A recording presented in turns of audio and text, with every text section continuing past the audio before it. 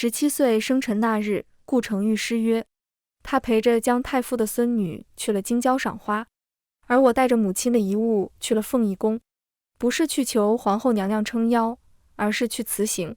大家好，欢迎收看达达听书。定国公府的嫡女，日后是要做太子妃的，这一点顾承玉和我都心知肚明。我的母亲和皇后娘娘是手帕交。7岁那年，父亲战死沙场，母亲不久后也病了。临终前，她将我托付给皇后娘娘。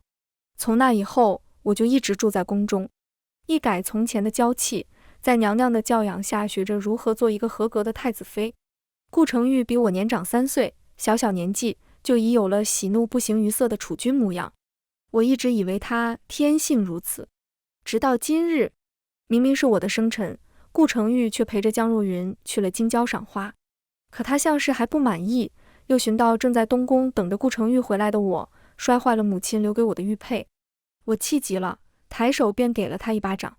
顾承玉就是这个时候来的。他一改往日的沉着，阴沉着脸扶起江若云。我怕他生气，赶紧解释：殿下，我不是故意打他的，是他摔了。不论摔了什么，都不是你打人的理由。顾承玉的语气很平静，可每个字都像一把利刃，狠狠刺进我心里。陆真真，顾这些年太纵着你了。你若是因着婚约才如此嚣张跋扈，那这婚事还不如不作数。周遭的声音似乎都消失不见，只有顾承玉的话在耳边回响。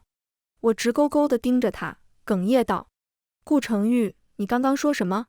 从得知自己是未来的太子妃后，我便一直谨言慎行，哪怕是在私底下，也规规矩矩地称顾承玉为太子殿下。我看着他，19岁的少年，长身玉立，剑眉星目，这样一个人，我看了整整10年，今天却仿佛第一次认识他。你方才说的话，可是真心？他没有看我，带着江若云转身回了内殿。追月还跪在地上求着什么，我早已听不清。不作数就不作数吧，这么多年，我也实在是累了。凤仪宫内落针可闻，皇后娘娘捧着我那碎成2半的玉佩，几乎哭成泪人。静怡，您别哭了，母亲若是知道我惹您如此伤心，定要罚我的。好孩子，你受委屈了。皇后娘娘将我揽在怀里，似是下定决心一般开口：你与玉儿的婚事缘也没有说定，只是我同陛下默许而已。你要回北境，静怡不拦你。到底你外祖母在哪儿，不会叫你受委屈。这些年来是本宫太过自私，一心想将你留在京城。只是你这一走，不知何时才能再见。下个月便是本宫生辰，你就再多留1个月。我拉住皇后娘娘的手，低声嗯了一句，眼泪无声地落下。明明该是伤心的事情，心里却仿佛放下了一块大石头。许嬷嬷看着我俩哭成一团，在一边打趣：左右还有些时间，陆姑娘也可以好好看看这京中的儿郎，若是有看得上眼的，到时还能求陛下赐婚呢。说者无心，听者有意。许嬷嬷只是打趣，皇后娘娘却认真起来，给京中的各位夫人下了帖子，要在宫中办一场赏花宴。2月，赏花宴当天，一大早，追月就开始为我梳妆打扮。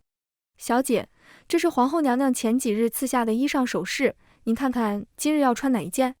我看着面前的一排衣裙，挑了最为鲜艳的一件。上一回穿这么鲜亮的衣服，还是14岁生辰时。我满心欢喜地去寻顾承玉，他正在书房看书，见我来时，只略微抬了抬眼。顾未来的太子妃理应端庄稳重，你穿得像个花蝴蝶似的，做什么？自那以后，我选衣裳便只选些不出错的样式。但其实我最爱红衣。起身去御花园时，无意瞥到梳妆台上的一个香囊，那还是上个月做了打算送给顾承玉的。这样的香囊，我年年都会做上一个。鬼使神差的，我将它塞进了衣袖。陪着皇后娘娘到御花园时，已经来了许多人，毕竟谁也不敢叫娘娘等着。见过各位夫人后，娘娘就打发我去同龄的公子小姐处吃茶，看样子是真想让我好好挑挑。我不喜人多，便往花园内一处假山走去，却不想早有人等在此处。陆真真，还真是你啊！逆着光，我看不清来人的脸。只依稀能看见是个身着黑衣的少年，宽肩窄腰，头发用黑金白玉冠高高竖起，嘴里还叼着一根狗尾巴草。好半晌，我才认出来人是谁，镇北王府世子玉照。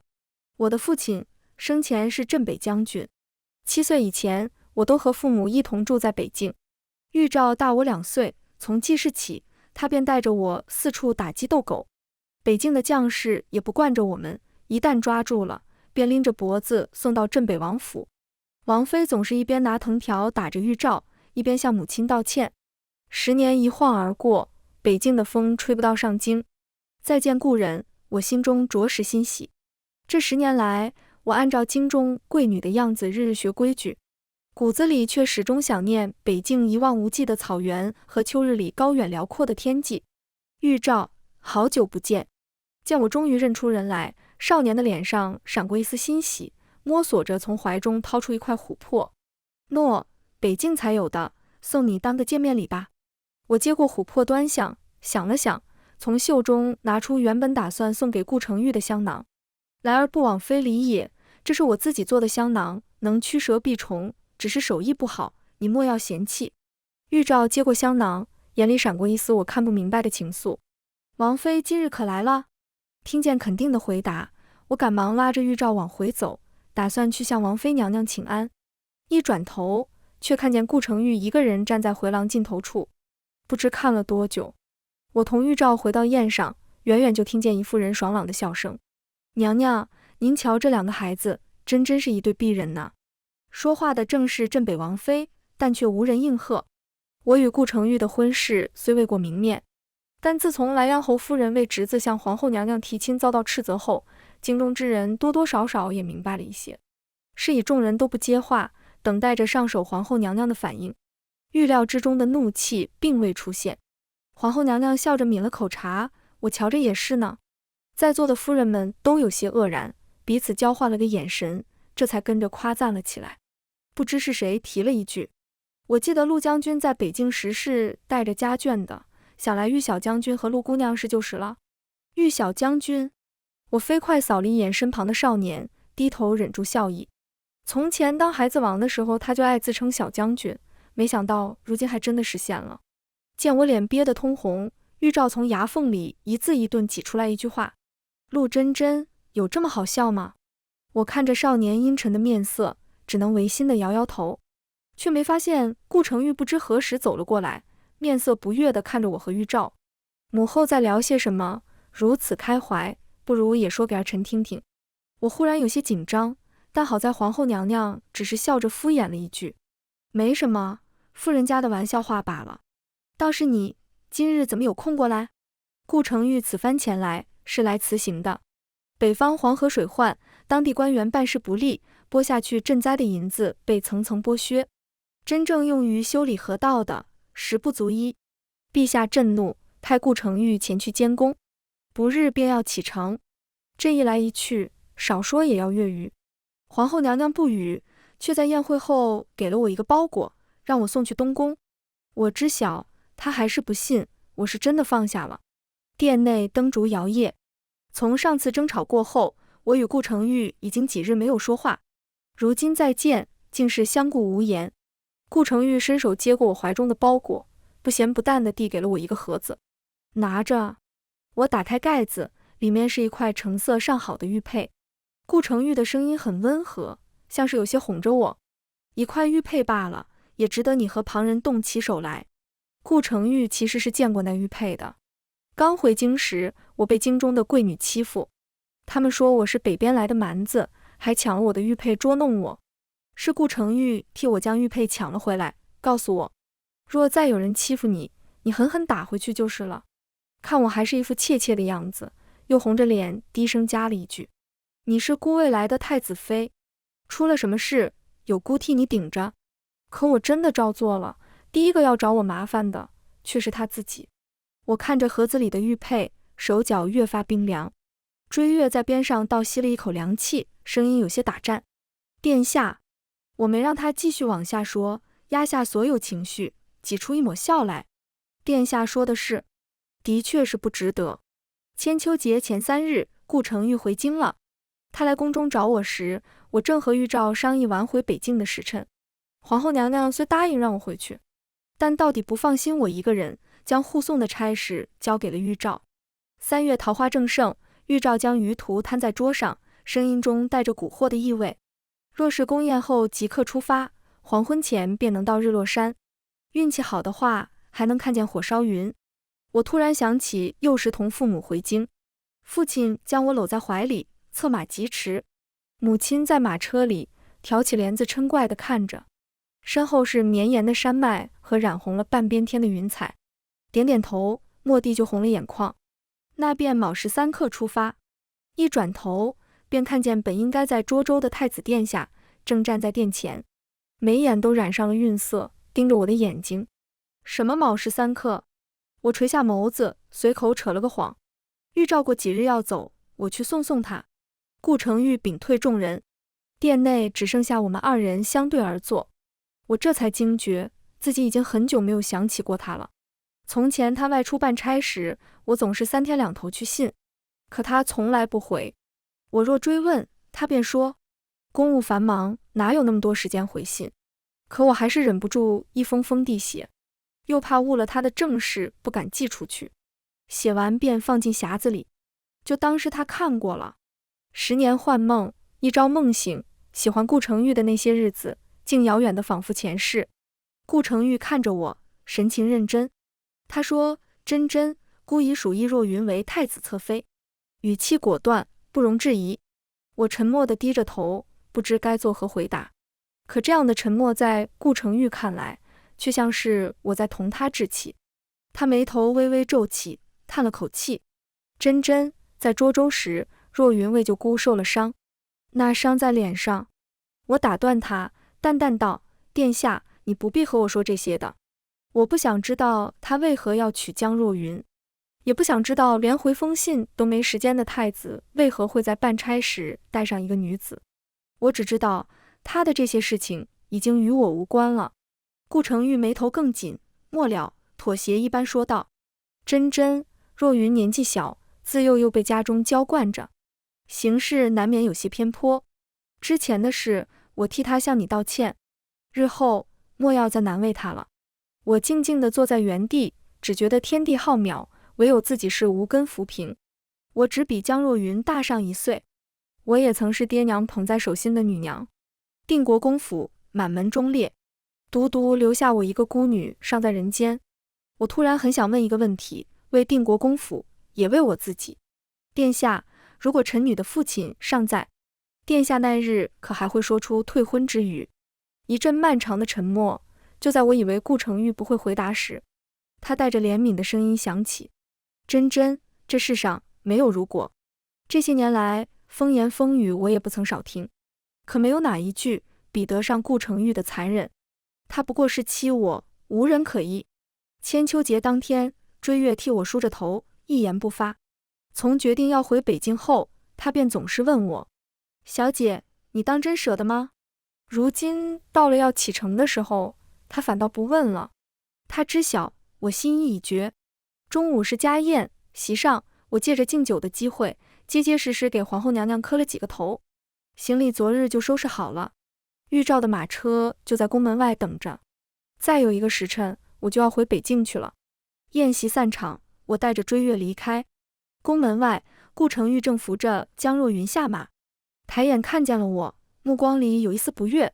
晚上还有千秋宴，3品以上的官员都会携家眷前来，他亲自去江府接人，无非是想抬举江若云罢了。我远远地行了个礼，继续朝外头走去。顾承玉这才看见我肩上的包裹，神色一变：陆真真，你要去哪？我淡淡地看着他，面不改色地撒谎。预兆要走了，我送些东西给他。他伸手拦住我，还想说些什么。身后，江若云悄悄扯了一下他的衣袖。殿下。他看了看江若云，又看了看我，欲言又止，最终还是开了口：今晚我会向父皇请旨，纳若云为侧妃。我迎着他的目光，心里没有半点波澜，轻声道：恭喜。顾承玉像是对我的态度不满，声音冷了下来：我心意已决，你莫要再去向母后告状，多生事端。我懒得与他争论，平静地回答：殿下，我不会的。顾承玉眼底闪过一丝茫然，抿了抿唇，最后只说了一句：如此最好。我大步朝着约定的地点走去，没有再回头。看着陆真真远去的背影，顾承玉心底忽然有些不安。从前分别时，总是陆真真站在原地，看着他离开，不论他什么时候回头，都能看见他含笑的眼神。这还是第一次，他看着陆真真离开。一旁，江若云低声喊了几句，见顾承玉还是一动不动看着陆真真的方向，用力攥紧了手中的帕子，逼出几滴泪水。殿下，陆姐姐好像生气了，她是不是不喜欢臣女？殿下去哄哄姐姐吧，莫要因臣女和姐姐生了嫌隙。顾承玉这才回过神来，像是回答江若云，又像是说给自己听。不必，她是未来的太子妃，当有容人的雅量。如此爱之气，等她回来了，定要让母后好好管教她，学学该如何当个合格的太子妃。可一直等到宴席过半，陆真真都没回来。顾承玉派了小太监去碧霄阁查看，心底的不安越发严重。官员们开始献上贺礼，顾承玉心思却不在上面，视线不住落向那个空荡荡的座位。场上正轮到莱阳侯老夫人祝寿，苍劲有力的嗓音拉回了顾承玉的思绪。莱阳侯府锦城青玉透雕梅花玉佩一件，恭贺皇后娘娘千秋华诞，万福金安，凤体康泰，福寿绵长。席上瞬间安静下来，不知莱阳侯府唱的是哪一出？一块算不上多名贵的玉佩而已，如何能当作贺礼？顾承玉也盯着那玉佩，总觉得自己好像在哪见过。皇后娘娘一愣，片刻后像是忽然想到些什么，问道：可是那块玉做的？得到肯定的答复后，眼中隐隐有泪光闪现。皇上看见发妻落泪，忍不住发问：此物可是有什么来历？竟惹得梓潼如此伤怀。皇后娘娘擦了擦眼泪，脸上露出追忆之色。臣妾年少时，曾和阿吴在河岸捡到一块玉石，莱阳侯老夫人善玉功，我们便抱了石头去府上求学。阿吴聪慧，没几个月便刻好了。可臣妾被懒，迟迟不愿动手，那玉便一直放在老夫人处。一晃竟是这么多年了。众人听完都暗自叹息。尤其是那些费尽心思寻来珍宝，想讨皇后娘娘欢心的，更是如鲠在喉。再贵重，能贵得过人家的少年情谊？唯有顾承玉面色惨白地盯着那块玉佩。阿吴是陆夫人的小字，殿下，你去拿。皇后娘娘还沉浸在过往之中，一抬头就看见顾承玉站起身来，跌跌撞撞朝外面走去，叹了一口气，早知如此，何必当初呢？顾承玉知道有许多人在瞧着自己，他是太子，今日母后生辰，他无论如何都不该离席的。但他一想到自己说过的话，就迫不及待地想见到真真。不论摔了什么，也不是你打人的理由。一块玉佩罢了，也值得你和旁人动起手来。当时以为是寻常之语，如今真相大白，他却不敢想。真真该是用怎样的心情冲他说出那一句？殿下说的是。长街之上，顾承玉的脚步越来越快，快要走到时，就看见刚刚他派去的小太监正提着灯笼往回赶。他眉头一皱，忽然有了不好的预感。果然，那小太监跪下，哭丧着脸：殿下，碧霄阁的宫女说，陆姑娘前几日就收好了东西，今日午宴结束后就回北境去了。暮春的风从长街吹过，顾承玉愣愣地站在原地，一股撕心裂肺的痛从心口处蔓延开来。他好像把真真弄丢了。上京到北境1个月的车程，我和玉照只走了20日，归心似箭。外祖母和舅舅一早就得了消息，在城门处候着，见到我便红了眼眶。舅母将母亲出嫁前的院子收拾了出来，表姐早已出嫁，也带着孩子赶了回来。接风宴上，小侄子躲在表姐身后悄悄看我，用自以为小声但其实众人都能听见的声音悄悄问道：阿娘，这就是你说过的姨母吗？泪水蓦地就流了下来。天地之大，我总算回家了。外祖母再也忍不住，一把搂过我。我的心肝，你受苦了。我摇摇头，想说些什么，却哽咽地发不出声音。皇后娘娘待我很好，宫人们也对我敬重有加，可我的心未曾有一日不悬着，生怕行差踏错一步，就让娘娘为难，让陆家蒙羞。如今坐在这里，听质子低声唤我姨母，才终于明白，什么叫做此心安处是无香。接风宴后，我跟着表姐出了门。北境的夜晚还是一如既往的热闹，箱子的、说书的、卖画本子的，逛得我眼花缭乱。我看中一个玉栅小球灯，刚要付钱，就有人先我一步递上银子。玉照一手将荷包塞回怀中，一手接过灯笼，眉头微挑。陆姑娘，你出来玩，怎么不喊我？卖灯笼杂货的是个小姑娘，听见玉照喊我，怯怯地问：姑娘可是陆将军的女儿？我有些恍惚地点了点头。陆将军的女儿，已经不知多久没人这样称呼过我了。小姑娘欣喜地睁大眼睛，一把将银子塞了回来。我阿娘说了，陆将军是保家卫国的大英雄，你是陆将军的女儿，这灯笼我不收你的钱。又大着嗓门朝另一个摊子上的少年喊道：阿兄，快看，这是陆将军的女儿。陆将军的女儿从上京回来了。夜市忽然沸腾起来，人人都往我手里塞着东西。玉照和表姐一个个摊位上放着钱，费了好大力气才把我带出来。我走了很远，还是忍不住回望。父亲，百姓没有忘记您，您看见了吗？北京的天仿佛比上京要黑些，四周一片寂静，星光如水倾泻，将我们三人回家的影子拉得很长。只是我没想到会见到顾承玉，他站在沈府门口，一向金贵的太子殿下，此时看着却有些狼狈，衣衫凌乱，眼底还泛着青黑。看见我时，沉寂的眸子里才有了一丝光亮，向前走了几步，嗓音沙哑：珍珍，姑来接你回家。我淡淡地看着他，殿下，这里就是臣女的家。他却像是没听见，上前拉过我的手腕：珍珍，你是姑的太子妃，上京才是你的家。我被攥得生疼，忍不住用力推了他一把。放开！顾承玉踉跄着后退了几步，攥着我的手却始终不曾松开。珍珍，你还在生气对不对？之前的那些事，姑可以解释。我不愿与他纠缠，用力挣扎了几下，却无法挣脱。放开他！一道冷冽的声音响起，玉照持剑而立，剑尖寒光凛冽，直指顾承玉眉心。我惊得心都漏了一拍，赶紧挡在二人中间。剑指储君是大罪。顾承玉怒极反笑：玉世子，你是以什么身份和姑说这种话？以他朋友的身份，如何？二人剑拔弩张，仿佛下一刻就能打起来。我不明白，明明在上京时，顾承玉对我还是不冷不热的样子，可我一走，他却又像是丢了魂一般，竟还追到北境来了。我深吸了一口气，一根根掰开他的手指：殿下，你不该来这里的。顾承玉眼神一点点暗淡下去，双手无力地垂下，晕了过去。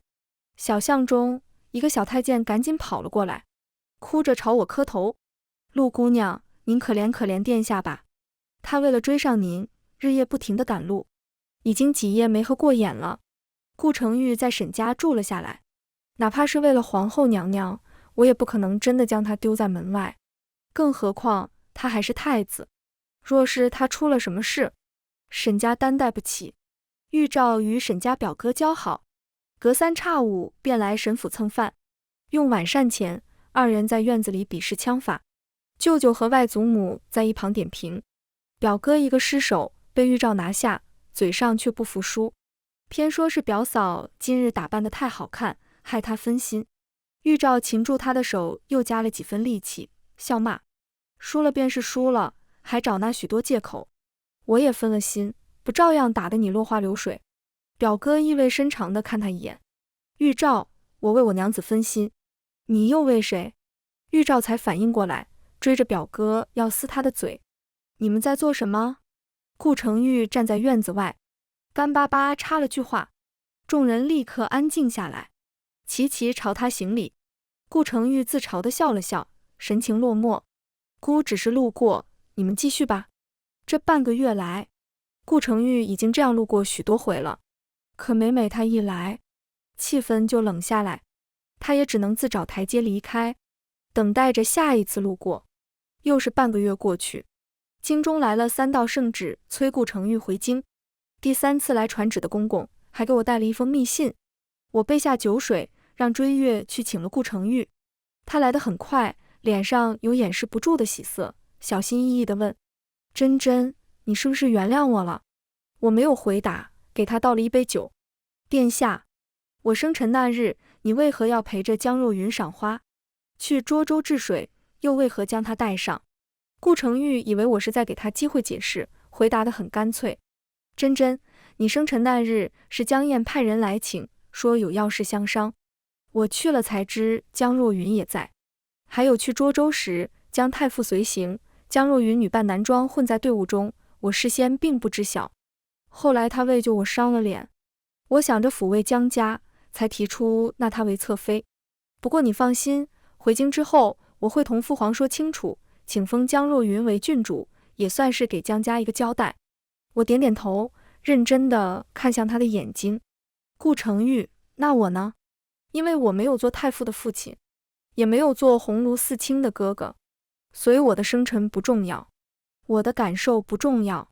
你觉得我无处可去，无人撑腰，所以无论你怎样对我，我都会忍气吞声。是也不是？顾成玉眼底闪过一丝慌乱，急切地开口：不是这样的，真真，不是你想的。我打断他：殿下，你自幼被当作储君培养，权衡利弊对你来说就如吃饭喝水一般寻常。江太傅门声遍天下，江公子年少有为，你偏袒江若云，我不怪你。我回北境并非与殿下置气，而是真的放下了，也望殿下能早日回京，免得让陛下和娘娘忧心。顾成玉定定地看着我，眼眶泛红。真真，可是我放不下。我弯弯唇角：殿下不用放下，殿下只需像从前一样忽视我就好。真真，顾成玉已经哽咽。如果那一天我没有偏袒江若云，你是不是？我止住了他的话，声音很轻很轻。殿下忘记自己曾说过的话了吗？这世上没有如果。一滴泪水滑落，顾成玉最后又看了我一眼，仰头喝下了杯中的酒。小太监上来搀住他，满脸感激：多谢陆姑娘，娘娘说了，这是特制的蒙汗药，不伤身，还请姑娘莫要担心。小太监带着顾成玉离开了。我舒了一口气，推开门，就看见一道黑色的身影静静站在桃树下。玉照低着头，塞给我一个匣子。我看了看，里头全是地契：2个京郊的庄子，3家粮油店，2家酒楼，6家首饰铺子，还有一个钱庄。我好奇，给我这些做什么？少年仍旧低着头不敢看我，嗓音有些嘶哑：这些给你傍身，你回了上京，难免有要用银子的地方。我大你2岁，勉强算是你的兄长，这点东西就当是我给你添的嫁妆。钱庄有自己的镖局，常在北境和上京走动，你若有什么事情，就让他们传信回来。少年还在絮絮叨叨，我从侧面看见他微红的眼圈，忍不住想逗他。那真是多谢玉世子的好意了，不过世子真该和我一同回上京，再到护国寺转一圈，请他们那大佛站起来，让世子坐上去才是。玉照知道我在打趣他，却一反常态的没有吭声，双手紧握，用力到关节都在泛白。我心底突然就软了一下，戳了戳他的背。玉照，我再给你一次机会，你想好了再说，这东西究竟是给我当嫁妆，还是当聘礼？玉照那些东西，既没当成聘礼，也没当成嫁妆。匈奴来犯，镇北王奉命出征，点了玉照做先锋，国库里的银子大半都拨去修了河道。为了凑军饷，王妃连嫁妆都拿出来卖了。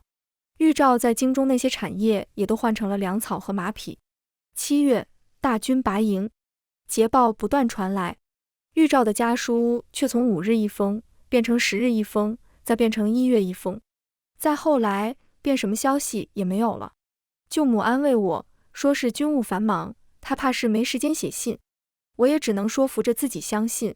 11月，天气转寒，匈奴人粮草不足，上书求和。大军凯旋时，我和王妃站在城墙上等着。风从远方吹来，带着尘土的气息和马蹄的震动。地平线上出现了黑压压的旗帜，百姓的欢呼声震耳欲聋。队伍越来越近，我却始终没看见玉照的身影。他失踪了。最后一次交兵时，玉照负责断后，主力部队撤离至平阳城休整，却始终不见玉照回来。派斥候前去查看，只找到几具尸体和玉照的令牌。王妃听到消息后就晕了过去，我却没什么感觉，只是日日都去城墙处等着。1日、2日、10日，1个月过去了，我照旧早早出门去等。路过王府时，却看见门口挂上了白灯笼。我有些生气，让人架了梯子去够，可每回都差一点。要是玉照在就好了，他若在的话，定会帮我拿下来。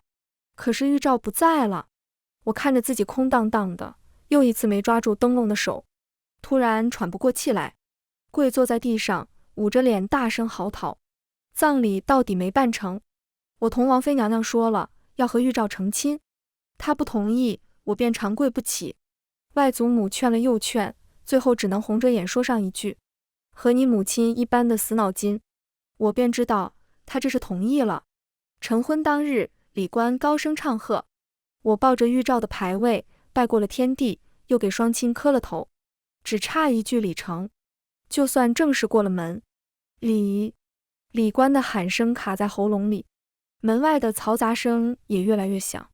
透过盖头的缝隙，我能看见王妃娘娘浑身都在颤抖，心中有了一个猜测，却不敢相信。直到一旁蒲团上跪下了一道黑色的身影，我的泪才终于忍不住落下，想掀开盖头，却被一双大手制止。少年的体温烫得我心口一颤，熟悉的嗓音在我耳边响起：新娘子怎么能自己掀盖头呢？又捏紧了我的手，用只有我们2人能听见的声音悄声说道：真真，我回来了。正文完，顾承玉番外。母后50寿辰，我终于又见到真真。她带着一双儿女在慈宁宫陪着母后说话。一别多年，我鬓边已有了白发，她却仿佛依旧是少女的模样。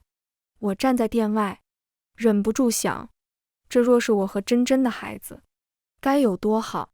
寿宴上又有大臣进言，劝我充实后宫，哪怕不立皇后，那几个妃子也是好的。我摔了杯子，吓得众人不敢吭声。真真的小女儿害怕地哭了起来，流泪的样子和真真从前一模一样。我几乎是落荒而逃，一个人在寝殿喝了许多酒。恍惚间，又回到了真真生辰那天。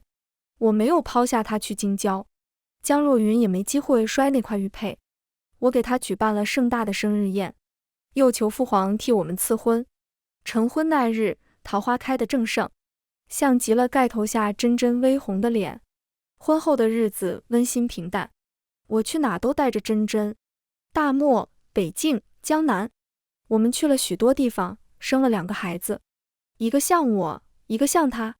女儿学走路时摔了一跤，趴在地上哇哇大哭。我想上前将她抱起来，却突然一脚踏空，猛地惊醒。空荡荡的寝殿内，只有我一个人而已，孤家寡人，莫过于世。全文完，达达听书，感谢您的观看，每天上新精彩小说，喜欢就订阅吧。